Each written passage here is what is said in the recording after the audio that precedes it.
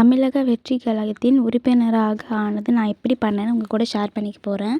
First வந்து நம்ம குரோமில் இருக்கிற மேலே இருக்கிற இந்த ஸ்கேனரை நம்ம ஆன் பண்ணாக்க கேமரா ஸ்கேனர் ஆன் ஆகிடும்.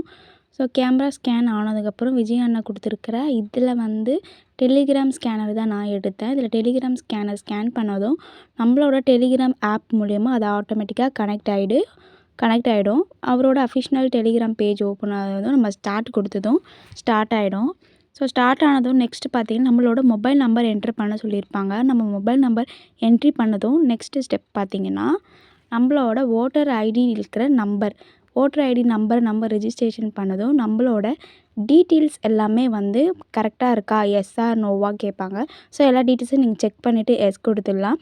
எஸ் கொடுத்ததும் பார்த்தீங்கன்னா நம்மளோட ஃபோட்டோவை அப்டேட் பண்ண சொல்லுவாங்க. நம்மளோட ஃபோட்டோ அப்டேட் பண்ணதும் நம்மளோட மெம்பர்ஷிப் கார்டு வந்துடும்.